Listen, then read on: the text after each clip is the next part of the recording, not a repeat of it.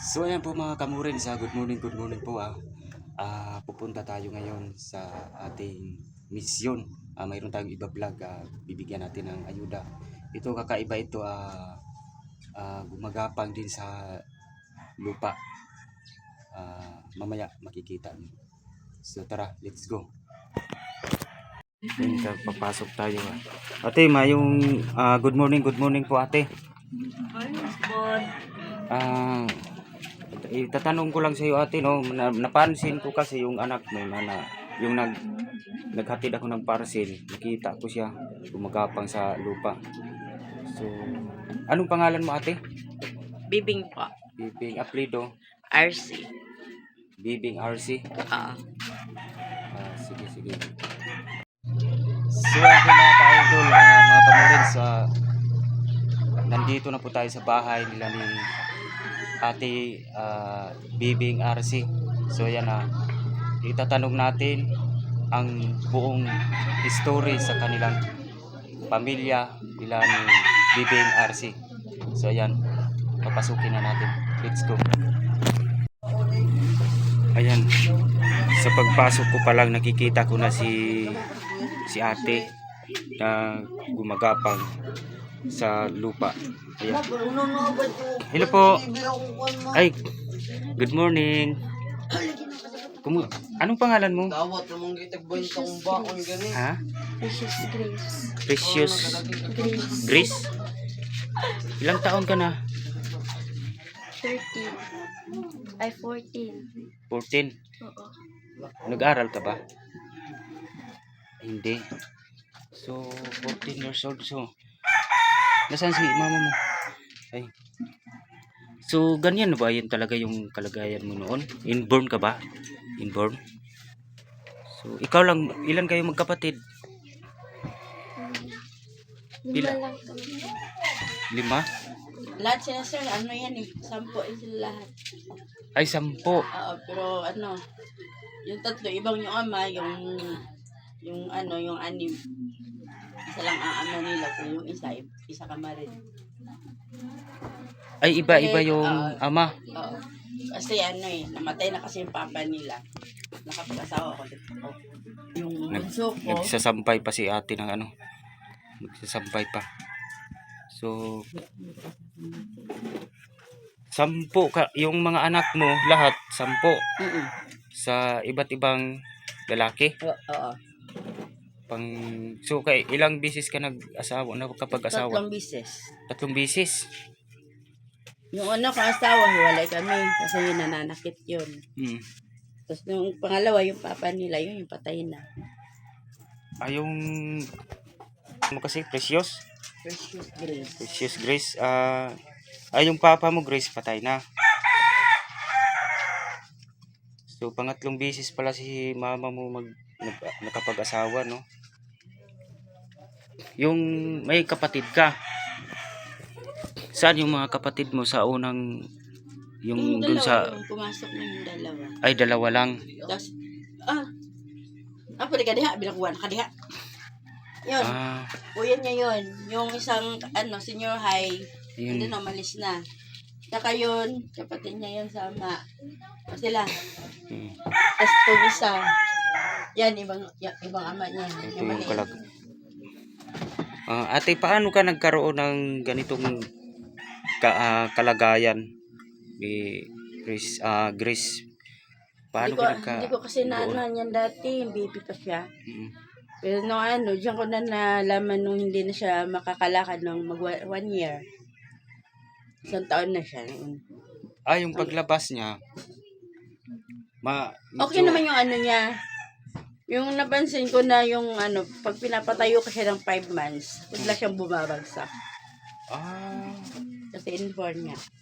Tapos bakit hindi napansin ng mga doktor na yung kasi yung buto niya, kabilang paa niya, oo, yung tuwi-tuwi niya malaki, tapos yung kabila maliit.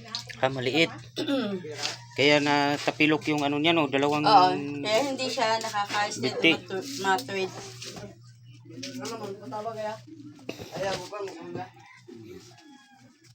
Grabe, no. So, hindi siya nakapag-aral, no? Nag-aral siya noon. Nagtasagaan ko siyang humat, hinatid ko sa school. Hmm. Kaso nga lang, pag yung ama naman niya ang naghahatid, kasi nagtatrabaho kasi ako sa sa salon. Hmm. Pag yung ama niya ang naghahatid nito, ayaw niyang magpaiwan. Gusto niya binabantayan siya. So, anong grade na siya? Kung tutuusin niya, na siya eh. Nasa first year, second year, high school na siya dapat eh. So, ngayon, Kaso, hindi na nga siya kapag-aral ng kinder. kinder? Binasok ko siya ng kinder ngayon, siya module. Pero marunong siya magbasa? Marunong. Kahit kinder lang siya? Oo. Kinder? At marunong din siya magsulat. Marunong din siya. Talino, no? Sayang. Ang problema, tumigil siya. Bakit siya tumigil sa pag-aaral? Nag-aral naman siya ng modular. Hanggang ngayon? Oo. Modular. So, hindi talaga makatayo si ate? Hindi. Ganyan siya? Yung kaniyang tuhod, parang wala siyang join or na inborn talaga, no? So, siya lang ang nakaiba sa mga anak mo? Siya lang.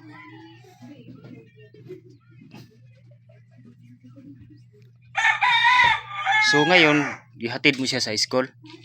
Hindi. Ay, dito lang. Sino ba yung teacher mo? Hindi niya alam, hindi niya ba nakikita teacher niya eh. Ay, hindi mo alam. Parang lang, online ka lang sa pag-aaral. Matalino pala to si Grace, no?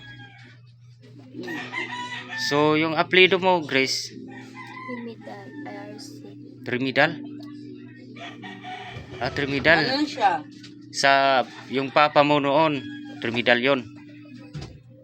Pangatlong bisis pala yung... Pero yan talaga yung mama mo. Tatlong bisis nakapag-asawa yung mama ni Grace. Kaya yun nga, yung kalagayan niya, grabe magapang na sa yung bang parang kasi iba to yung tuhod niya, kaya nasusugatan yung niya, may sugat yung niya, tuhod. Yun. So ayan, shout out po sa lahat ng mga sponsor, Kinpina Spam, Charma Marquez, Amabila Riz, Aisan, Scorp Jos, Tatsul Care, Proud Pinoy. Ayan. Ito na po si Princess Grace. Nakikita nyo naman yung kalagayan niya. Gusto mo bang pagtapos ng pag-aaral? Matalino siya kahit kinder lang. O yung ibang kinder hindi pa makapagbasa. Ito marunong na. Ang galing nga nito mag-TikTok eh. TikTok yan. Sumasayo siya kahit ganyan. Paano siya sumasayaw? Pakita mo nga, Bibi. Maraming views nito pag ganyan. Sige nga, mag-TikTok ka.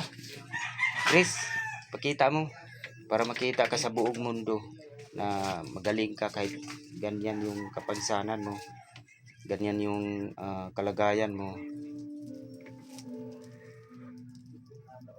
Sige nga, Chris, ipakita mo sa mga sponsor na magaling ka Sige na kayo, para matabangan kita. TikTok.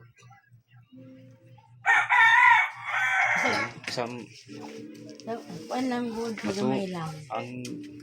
Yung mga kapatid mo, mga ay Ano pa lang yun eh. Magto 2 years old itong isa. Tapos yung isa, 5. Yung isa, 10. So, kanino ba to bahay, ate? ito sa kapatid ko, yun yung bahay ko. Dito lang kasi dito kami natutulog kasi yung bahay namin dun sa kabila. Yung Ah, bubong niya, bubong namin tumutulo na kasi nababasa kami dun sa kabila. Kaya yun na, pinag-iisipan ko pa yung papaayos ko sana yung kaso wala pa akong pera pang paayos. ito. So, matagal na kayo dito nakatira? Opo. Dito na kami pinanganak, dito na rin kami lumaki, dito na rin kami dasaran. Oo, lumang-luma na tong bahay ninyo.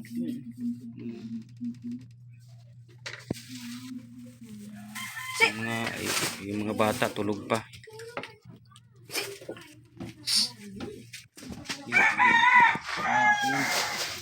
Meron pala akong ibibigay na ayuda para kay Grace. Ayan. Ay. Ayan. Sponsor yan ni Charma Marquez from USA, California. Ayan. Ayan. Ito, noodles at saka bigas. Kilala mo ba yung sponsor natin? Grace, sino yon? Si Charma Marquez. Anong masasabi mo sa sponsor natin, Grace? Sige na. Salamat. Hmm. Salamat sa tabang sa kuha. Oo. Sige, magbisaya ka lang. Hmm. Ano bang gusto mo, Grace, na maatid sa mga sponsor? Ano bang gusto mo? Parang yung wheelchair. Gusto mo ng wheelchair? Meron ka bang wheelchair? Nasaan? Kaso nga lang yung kuhaan niya, Wala. Sira na. sira na. Baga na, bunot na.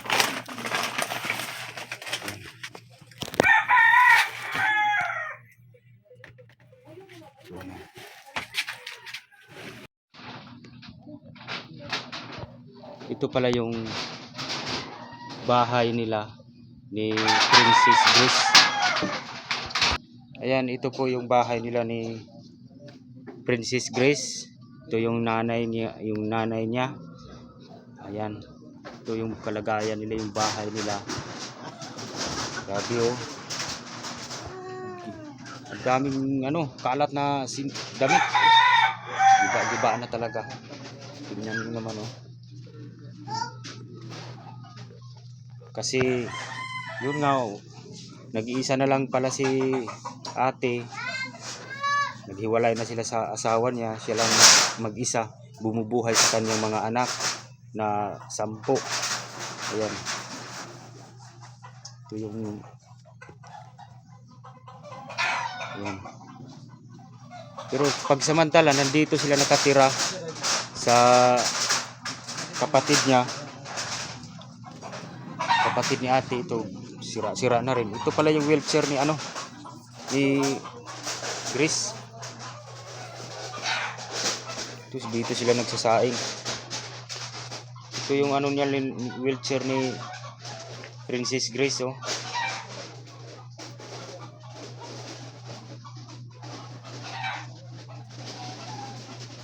Dito sila nagsasaing. Pero ito yung bahay nila. Gusto sanang ipaayos ni ate kaso wala silang tira. Hindi po kasi yung kikitain ko. O kasi siya nagtatrabaho sa parlor. Kunti lang yung kinikita niya.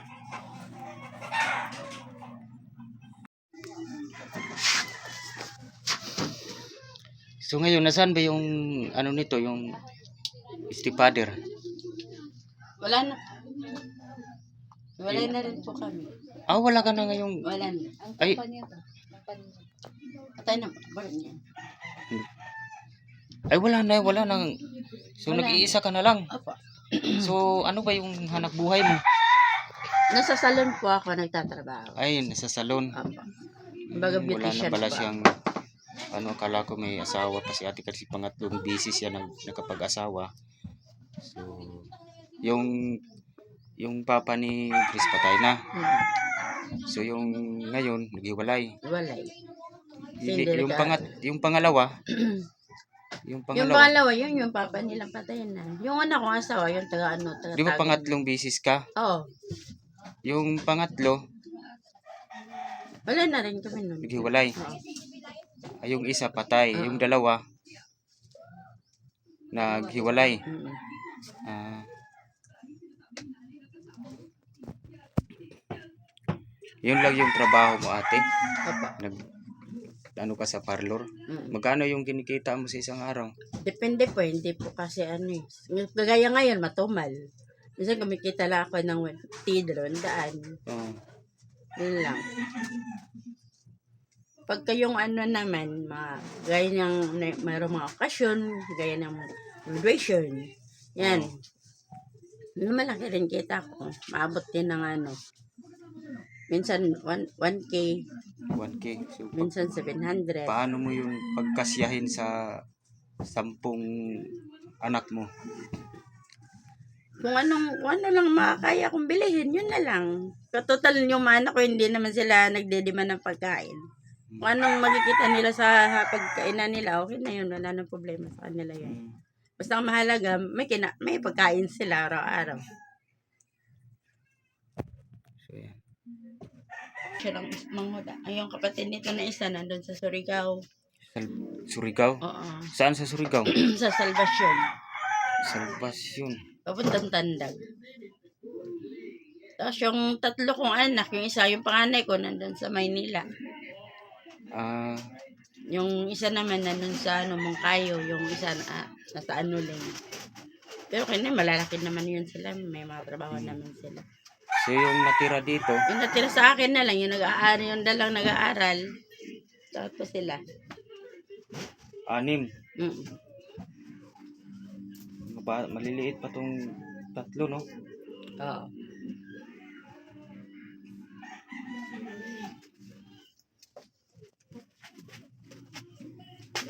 Grace, gaano ka hirap, Grace, yung kanya, yung yung kalagayan mo na gumagapang ka sa lupa. Ano bang sakit na yung parang gaano kahirap? Isa may kuan mo sa kalisod ng imuhang kuan ba sitwasyon. Kanang mo lakaw na gani ka, nang mugapang ka. Hawoy. Ha? Hawoy. Haoy. At saka ano pa? Sakit sa bato. Sakit sa Mga bato-bato. Oo, kasi tingnan mo nasusugat yung tuhod mo. Sugat. Wala. Anuhin na lang yan yung kailangan magano ka. Yung mahaba ba yung magpantalon ka. Or pajama.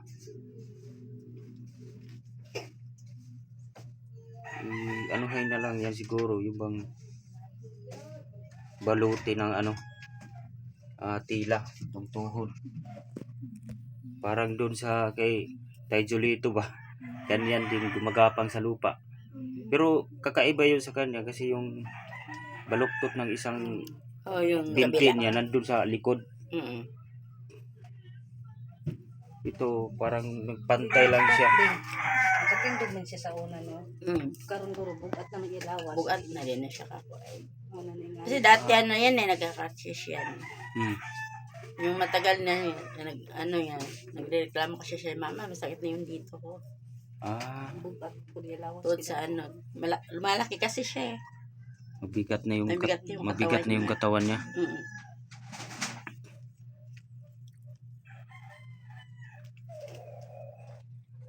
Yung mga kapatid niya, mga tulog-tulog pa.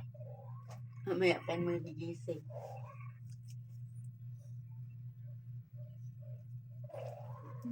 Yung sugat mo, Grace, kailangan gamutin mo yan. Palagi kang nasusugatan siguro, no? Mayroon pa sa sa kabila. Yung binti niya, yung dalawang niya, hindi makapagsuot ng sinilas. Hindi po. Kasi sinubukan ko na siya dati, Suotan ng tsinelas, suotan ng mga ganyan. Yung ano, butas, yung pwede to butas pa, yung malaking butas para matakpan yung tuhod. Yung tuhod niya para hindi siya masugatan. Asa nga naman, mahihirapan yata siya ipasok ng nasaan yung butas. Meron ka bang cellphone, Chris? May cellphone ka? Nawala kasi yung cellphone ko isang araw. Ha? Nawala yung cellphone ko isang araw. Yung paano siya magkuhan? Yung mag-TikTok? May ano naman ako eh, may tablet naman ako. Kaso nga lang, wala pa akong SIM. Magbibilhan ko pa ng SIM at saka charger. Doon siya nagti-TikTok? Nung dati, yung sa cellphone ko, nagtitiktok siya. Paano ka gumagapang, Chris? Lakad ka nga dito hanggang dito lang. Para Kan makit, ay, ito, ganyan. Liliit ba yung binti mo, yung dalawang ano mo? Nakaano yan? Hindi ba ano? Ano ba, nagdikit? Baluktot na. wala na, hindi niya na ano yan eh. Hindi niya na ma-street yan. Ganyan Ay, ganyan na. ah? Yan. Oo. Baluktot na? Ay, parang natubuan na ng ugat siguro. Nung naugatan na ba? Naugatan? Bumaluktot na. Hindi na maano. Pag hihilain mo, hindi na talaga. Matigas na. Masakitan na siya pag hinihila yung ano niya, binti niya. Wala na, hindi na ano na siya eh. Siguro kung maoperahan to. Hindi na rin siya maoperahan kasi sinubukan ko na yan i-ano dun sa ano eh. Kasi Sa ayaw pa-check up sa doktor? Wala nang ano, opera na mangyari sa kanya. Hindi ko alam kung therapy, baka pwede. Pero yung ano, ugat niya kasi ano na eh. Yung, na ano na siya, yung bang parang naanuhan na ng ugat. Laman, hindi na niya ma-street. Noon, Dodio. siguro dapat yung ano pa lang siya. Yung baby pa lang.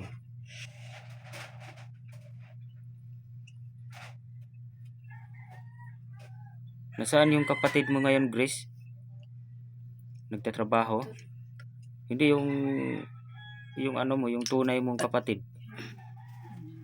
Yung tunay mo na kapatid. Sila kuya. Kuya mo? Si Kuya R. Kuya. Dalawa lang sila, yung tunay niyang kapatid, dalawa lang sila. 6 sila. Ay, 6.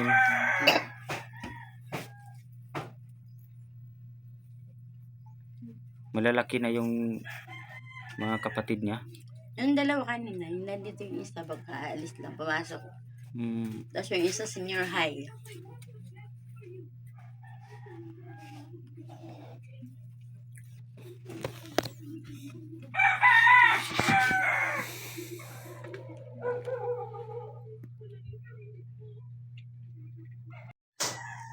So ngayon natin wala kang pasok? Meron po. Anong oras? Mamaya pa po. Kumbaga kami yung ano ng oras namin, kung anong oras kami pumapasok. Kasi porsyento lang naman kasi ang ano namin ng Pilipino.